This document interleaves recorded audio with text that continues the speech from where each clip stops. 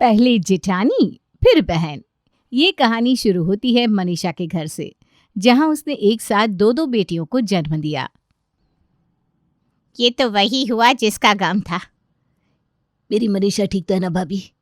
अरे तू बस मनीषा मनीषा कर, आगे की मत सोचना। तेरी बीवी बिल्कुल ठीक है, पर तुझे एक साथ दो दो बेटियां हुई है। जुड़वा जुड़वा बच्चे कैसे होते पता है ना तुझे? रोएंगे तो दोनों साथ, हंसेंगे तो दोनों साथ। एक को मारो तो दूसरे को दर्द होगा। बड़ी होकर दोनों अपने अपने ससुराल चली जाएंगी। एक की सास उसे सुनाएगी तो तेरी दूसरी बेटी अपने ससुराल में उदास हो जाएगी। अब ऐसे तो दोनों ही दुखी रहेंगी ना। ए भगवान, भाभी अब क्या होगा? ये नहीं होना चाहिए भाभी। आप फिक्र मत कीजिए, बच्ची अपना भाग्य खुद लेकर आई है। हम कौन होते हैं टेंशन लेने वाले। धीरे धीरे वक्त बीतता जाता है। रंजू और मंजू बड़ी हो जाती है, पर नाम की राइमिंग के अलावा दोनों में कुछ भी कॉमन नहीं था। उल्टा दोनों निकलती है एक दूसरे की पोल सपाट। पूरे 25 साल के बाद आना हुआ है वापस। जब गई थी मैं तो गोद में थी रंजू मंजू। नहीं मनीषा, अब कितनी बड़ी हो गई दोनों लड़कियां। शादी की सोच रही है कि जिंदगी भर घर पर बिठा कर रखेगी इन्हें? सोच तो रहे भाभी, पर कोई अच्छा लड़का मिले तब ना। मैं तो यहाँ एक शादी में आई हूँ। रईसों की शादी है, तुम दोनों भी साथ चलो। इसी बहाने रंजू मंजू बाकी लोगों की नज़र में आएंगी। ऐसे ही तो शादी ब्याह की बातें होती है। वैसे मैं अपनी दोनों भांजियों के लिए ये गुलाबी रंग का सूट पीस लेकर आई थी। पिंक कलर ताई जी? मैं पिंक कलर नहीं पहनती। पिंक कलर तो मेरा फेवरेट है ताई जी, मुझे पता था। अब जब भी आओगे तो मेरे लिए मेरी पसंद की ड्रेस लाओगे। थैंक यू ताई जी। रंजू और मंजू की जुड़वा होने के बावजूद उनकी पसंद में इतना इतना अंतर देखकर ज्योति दंग रह जाती है। ये क्या है मनीषा? मैंने तो पहले ही कहा था भाभी, अपनी किस्मत खुद लेकर आएंगे दोनों। अब आराम से दोनों अलग अलग घर में जाएंगे तो कोई दिक्कत नहीं होगी। अपनी जेठानी के साथ मनीषा मुरारी अपनी दोनों बेटियों को लेकर शादी में पहुंच जाते हैं, जहां प्रकाश को रंजू पसंद आ जाती है और विकास को मंजू। वो ब्लैक ड्रेस वाली लड़की कैसी लग रही है? तेरी होने वाली भाभी है? मेरी नज़र तो पिंक ड्रेस वाली पर है भैया, तुम्हारे छोटे भाई की होने वाली बीवी। तू पटाएगा लड़की? अरे रहने दे भाई, लड़कियों के सामने मुंह तो खुलता नहीं तेरा। वैसे ये है किस घर की? प्रकाश ये कह रहा था कि तब तक विकास जाकर मंजू से बातें भी करना शुरू कर देता है। अब लड़के की तरफ से तो लग नहीं रही है, लड़की की साइड से होंगी। हाँ, वो लड़की के पापा मेरे ताऊ जी के बेस्ट फ्रेंड है। आपकी लड़की ने तो हमारे लड़के का दिल चुरा लिया। लड़का मेरे ताऊ जी का बेटा है। यहाँ विकास और मंजू नंबर्स एक्सचेंज कर लेते हैं तो वहाँ प्रकाश और रंजू में भी बातें होने लगती है। नहीं, वो मेरी ताई दुबई में रहती है ना, 25 साल बाद लौटी हैं, उन्हीं की गेस्ट हैं हम। मतलब आप 25 के राउंड की हुई? देखिए, बुरा मत मानिएगा, पर क्या एक बात पूछ सकता हूँ? जी बिल्कुल। मेरे घर वाले मेरे लिए लड़की देख रहे हैं। आपकी भी तो एज है, अगर आप बता पाते कि आपके पेरेंट्स कहाँ हैं तो मैं अपने पेरेंट्स से उन्हें मिला देता। यहाँ प्रकाश अपने पेरेंट्स को लेकर रंजू मंजू के पेरेंट्स के पास जाता है तो वहाँ विकास भी अपने पेरेंट्स को ढूंढता हुआ वहीं पहुँच जाता है। देखिए कैसा इत्तेफाक है, प्रकाश के लिए मैं लड़की ढूंढ रही थी और विकास के लिए भी मिल गई। दोनों को एक ही घर की लड़कियां पसंद आ गई, वरना मेरे प्रकाश को कोई लड़की जच ही नहीं रही थी। सिर्फ एक घर की नहीं बहन जी, जुड़वा बहन है। पर दोनों में कोई सिमिलरिटी नहीं है। ये सब तो ऊपर वाला करता है। ऐसे ही इत्तेफाक से तो संजोग बन जाते हैं और अच्छे रिश्ते मिल जाते हैं, वरना सालों साल ढूंढने पर भी नहीं मिलते। एक ही घर में दोनों जाएंगी तो पता नहीं क्या उधम करेंगे। मुरारी प्रकाश और विकास के बारे में पता लगाता है और पता चलता है कि दोनों ही अच्छे लड़के हैं, परिवार भी अच्छा है। बस फिर क्या था, दोनों जुड़वा बहनों की शादी एक ही घर में हो जाती है। शादी की दूसरी ही सुबह रंजू 4 बजे उठकर ठंडे पानी से नहाकर तैयार हो जाती है। ये रजाई छोड़ो प्रकाश, इतनी गंदी हो रखी है, लाओ इसे मैं धो देती हूँ। कौन मेरी रजाई को खींच रहा है? गोली मार दूंगा। अरे रंजू, तुम कितनी शैतान हो गई हो, तुम रजाई खींच रही हो बदमाश। मुझे तो लगा कि आज मैडम की नींद भी नहीं खुलेगी। ये कहकर प्रकाश जैसे ही रंजू के गाल खींचने जाता है, गुस्से में रंजू कहती है, हाथ पीछे रखो अपने, नहा कर आ चुकी हूँ मैं। और तुम कितने गंदे हो, कितने गंदे हाथ है तुम्हारे।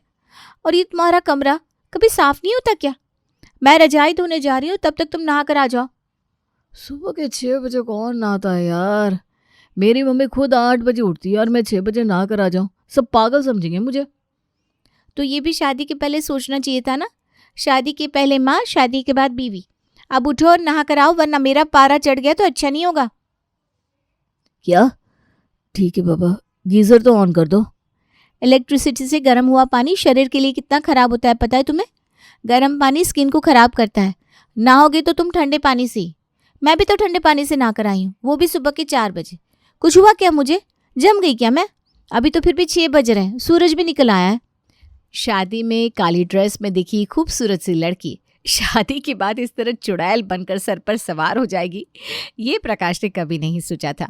उसका तो हलक ही सूख जाता है। जैसे तैसे ठंडे पानी से आधा अधूरा नहाकर प्रकाश अपने कमरे के बाहर आता है। कितनी प्यारी लग रही है मेरी बड़ी बहू। पहले ही दिन तूने प्रकाश को सुधार दिया। मान गई मैं तुझे बेटा, वरना 11 के पहले ये अजगर कमरे के बाहर कदम नहीं रखता था, और आज 8 बजे तैयार होकर बाहर आ चुका है। पापा के जिन्स आए ना मम्मी मुझ में, तो बीवी की जी हजूरी तो करूँगा ही।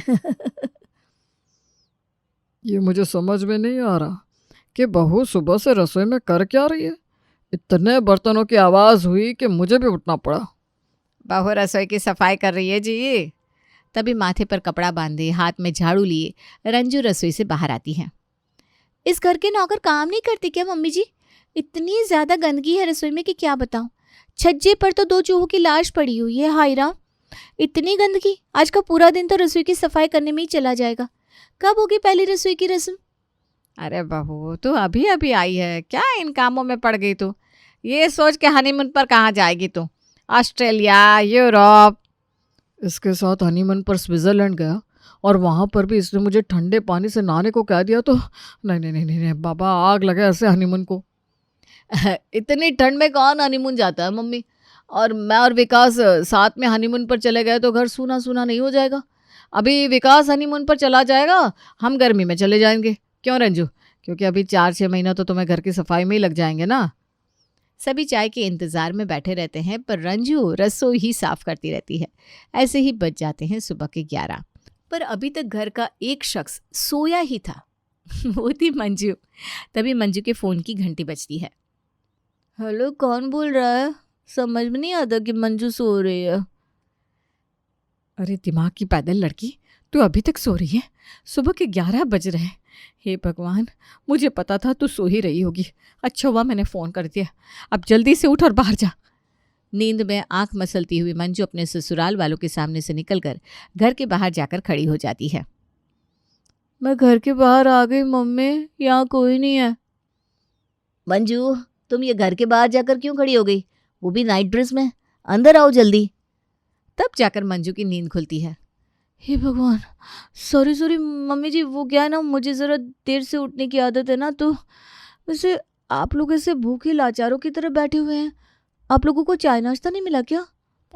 मुझे पता था ये दीदी और इनकी सफाई रखने की आदत। मंजू सीधा अपने कमरे में जाती है और अपने बैग में से एक थर्मस निकालती है। ये रही गर्मा गर्म चाय और नाश्ता।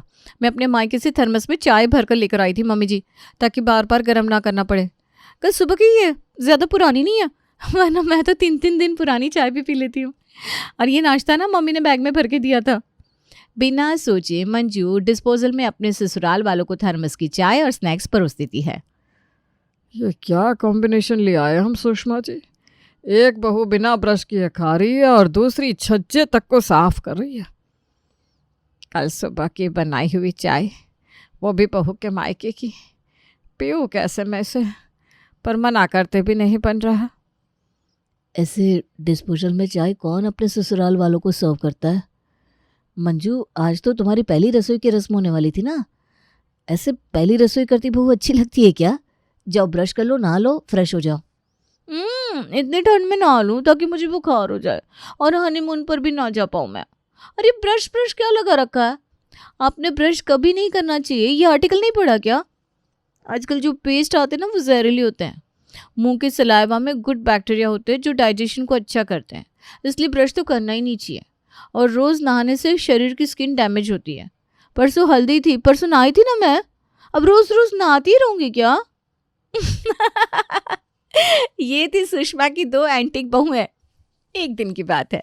एक दोपहर काफी देर तक एक ही पोजीशन में बैठे रहने के कारण सुषमा के घुटनों में दर्द आ जाता है। मेरा घुटना। अरे मंजू रंजू कहाँ हो दोनों? अपनी सास की आवाज़ सुनकर रंजू फौरन उनके कमरे में आती है। क्या हो गया मम्मी जी, आप ठीक तो है ना? इसीलिए कहती हूँ साफ सुथरा रहा कीजिए, सारी बीमारी ना गंदगी के कारण आती है। अभी आधे घंटे पहले ही तो नहा कर बैठी हूँ मैं बहू, अब और कितनी बार नहाऊं? वो तो बाल सुखाने के चक्कर में इंस्टाग्राम चलाने लग गई, उसी में बैठे बैठे घुटने बन गए। जरा तेल से मालिश तो करते हैं। आधे घंटे पहले नहाने के बाद अब वही फ़ोन चला रही है मम्मी जी, जिसे लेकर आप बाथरूम चली जाती है। अब ऐसे में मैं आपको कैसे तेल लगाऊं? 5 मिनट लगेंगे, एक ठंडे पानी का शाल लेकर आ जाइए, फिर मैं तेल लगा देती हूँ। कोई ज़रूरत नहीं है, जा तू मंजू को भेज दे, मंजू लगा देगी मुझे तेल। रंजू जाकर मंजू को अपनी सास के कमरे में भेजती है। बाप रे बाप मम्मी जी, आपके पैर कितने ठंडे हैं, अभी भी नहा कर आई हैं क्या आप?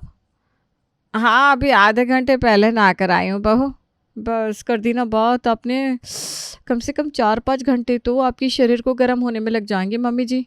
मैं हीटर चालू करके रूम बंद करके चली जाती हूँ। एक बार आपके शरीर में गर्माहट आ जाए ना, उसके बाद आती हूँ मैं, फिर तेल लगा दूँगी।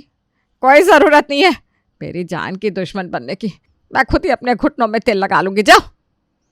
एक सुबह दुकान जाने के लिए जैसे ही विकास नहाने के लिए जा रहा था, बंदर टोपी के साथ 2-2 स्वेटर पहनने के बाद भी रजाई ओढ़ी हुई मंजू कहती है, फिर नहाने जा रहे हो तुम? देख लो, ये नहाने के बाद ना फिर मेरे गाल को टच वच मत करना, क्योंकि मुझसे बर्दाश्त नहीं होगा। बार बार नहा लेते हो इतनी ठंड होती हुई भी। बार बार? दिन में एक बार तो नहाएगा ना इंसान, इसमें बार बार क्या हो गया? कमरे में हीटर चालू है, मैं नहा कर भी आऊँगा ना तो शरीर तो गर्म ही रहेगा मेरा, और गाल छू दूंगा तो बर्फ से जम जाओगी क्या तुम? हाँ और नहीं तो क्या, बिस्तर के बीच में ये पिलो लगा रही हूँ। अब तुम उधर सो गया और मैं इधर, समझ में आई बात? यहाँ विकास की बीवी उसे एक बार नहाने पर 10 बातें सुना रही थी, तो वहाँ रात के 11 बजे रसोई का सारा काम निपटाने के बाद रंजू अपने कमरे में आती है और इतनी ठंड में ठंडे पानी का शावर लेने चली जाती है। अरे मर जाओगी तुम रंजू, समझ में आ रहा है तुम्हें? 5 डिग्री टेम्परेचर है बाहर, 5 डिग्री। इतनी ठंड में कम से कम गीजर के पानी से तो नहा लो।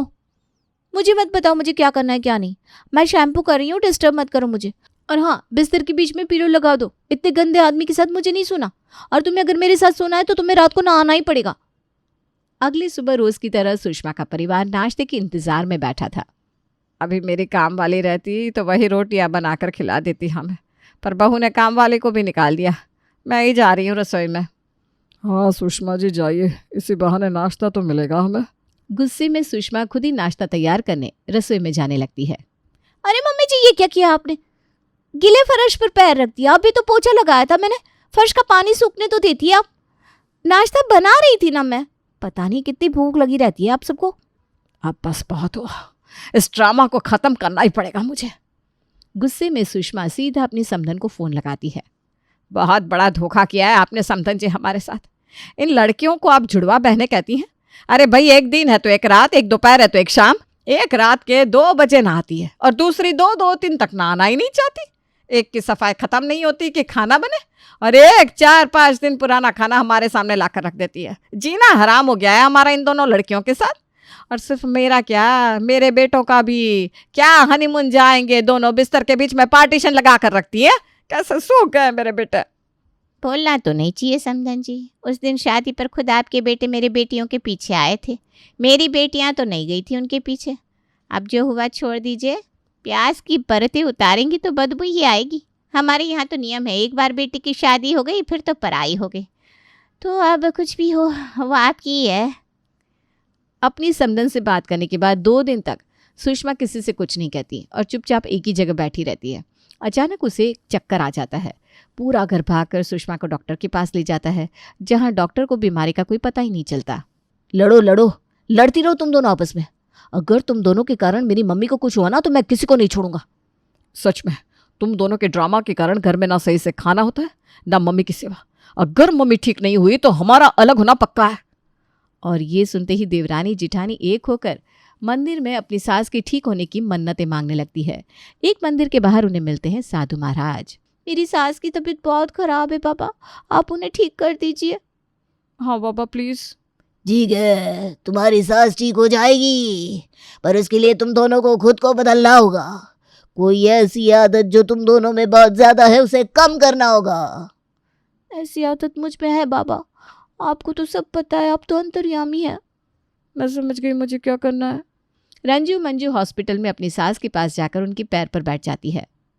बहुत साफ सफाई करती थी मैं, ऐसी साफ सफाई क्या काम आई मेरे, अगर मैं अपनी सास की सेवा ही नहीं कर पाई तो क्या फ़ायदा इस चीज़ का। खुद को ऐसा ठंड से क्या बचाया मैंने कि अपनी सास के घुटनों में तेल तक नहीं लगा पाई। मैं आज से पूरी तरह बदल जाऊंगी मम्मी जी। मैं भी। लगता है उस एक्टर ने अपना काम कर दिया। अब मैं आराम से इस बीमार होने के इस नाटक को ख़त्म कर सकती हूँ। 2 ही मिनट में सुषमा धीरे धीरे कर मुस्कुराने लगती है। सब खुश हो जाते हैं कि सुषमा ठीक हो गई, पर अगली सुबह वो हो जाता है जिसकी प्लानिंग सुषमा ने की ही नहीं थी। आज रंजू 9 बजे तक नहीं उठी थी और मंजू पहले ही रसोई में थी। चलो अच्छा है, लगता है दोनों बदल गई, अब सब ठीक होगा। लगता है आपकी बीमारी का गहरा असर पड़ा है दोनों पर। नहीं पापा, गहरा नहीं, बहुत गहरा। कभी ना नहाने वाली मंजू सुबह से 2 बार नहा चुकी है, सुबह से रसोई साफ करी है। क्या? और आज रंजू उठने को तैयार ही नहीं है क्या? लगता है फिर से बीमार होना पड़ेगा। दोनों को इनकी आदतों को कम करने को कहा था, पूरी तरह बदलने नहीं। बेचारी सुषमा के इतने बड़े ड्रामे करने का कोई फायदा नहीं होता और जेठानी देवरानी बन जाती है और देवरानी जेठानी।